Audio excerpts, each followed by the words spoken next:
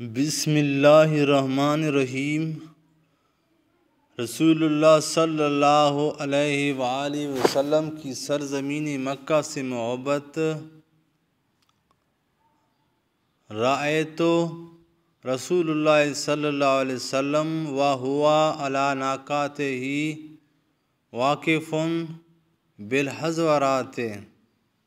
بالحضرات یقول واللہ انک لخیر ارض اللہ واحب ارض اللہ الی واللہ لولا انی اخرجت منک ما خرجت۔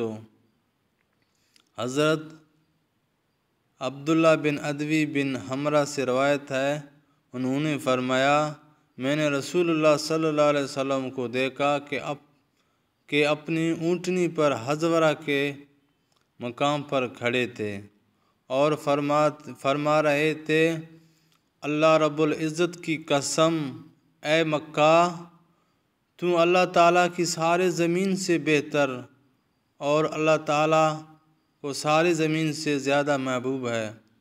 اگر مجھے تجھ سے نکل جانے پر مجبور نہ کیا جاتا تو میں ہرگز نہ جاتا۔